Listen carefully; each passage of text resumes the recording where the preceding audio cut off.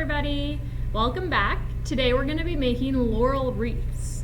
So a laurel wreath is going to be one of the crowns that we fit on our head. So what you're going to need is a piece of paper or cardboard that's flexible to make the crown, a pen, pencil, highlighter, just one thing to roll our leaves on. I have a couple shades of green paper. You can do it with one shade, whatever you guys have in your house.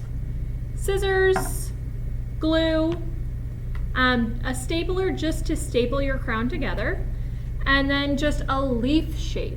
So I just drew this on a thick piece of paper and I'm going to cut it out as my stencil. So the way we're going to start off is we're going to take our thick paper and cut it into 2 strips. We'll have some leftover paper and we'll just use that for another craft on a different day.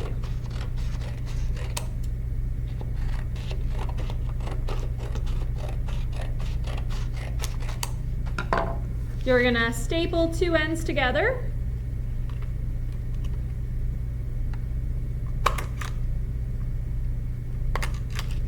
And then you're gonna measure it out to make sure it fits your head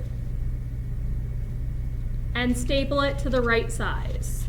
You might need a parent or a friend to help you measure and to help with the stapler. You can also use tape if you don't have a stapler. So I have my crown. Then I'm going to cut out my leaf stencil.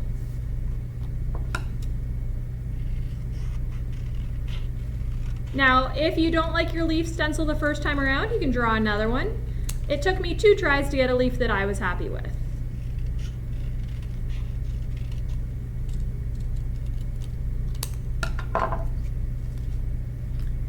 With your leaf stencil, you're going to then take your green pieces of paper and draw it out to trace out a couple more leaves that you're going to cut. I think we'll need probably around at least 15 to 20 leaves. If you have a couple extra, that's okay. And if you end up needing to cut out more, that's okay. So you're going to just draw your stencil out onto your papers and we're going to cut them out. So you'll see I have a whole bunch of my leaves cut out. Now there's a couple ways you can do your laurel wreath crown. You can just glue them all on in any pattern that you like. Or we're going to do a little bit of a rolling technique today. So I'm going to stack a couple of my leaves together. I'm going to take my pen or marker or highlighter and I'm just going to lightly roll them around to give my leaves a little bit of a curved shape. You'll see when I release, they all have a little bit of a wave pattern. So I'm going to do that to all my leaves before I start gluing them onto my crown.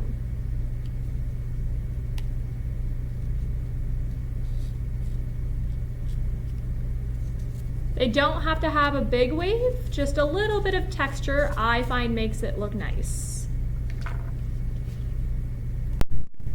I've rolled all my leaves to my desired texture, so now I'm going to take my glue stick and start gluing them onto my crown.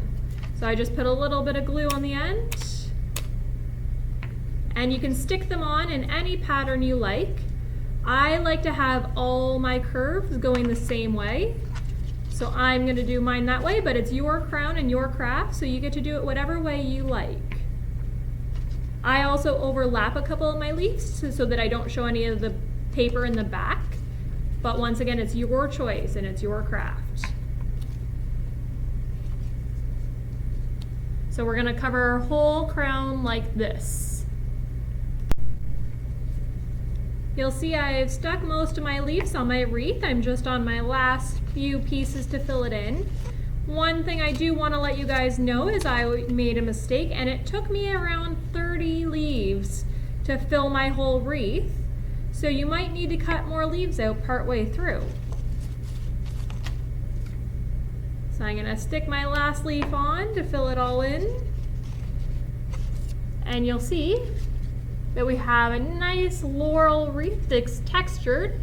And mine is with all greens, so it shows it like a natural leaf, but you can use whatever color you want. And now you get to put it on and go out and do some of the Olympic week activities. Thanks for coming, guys, and have a great week.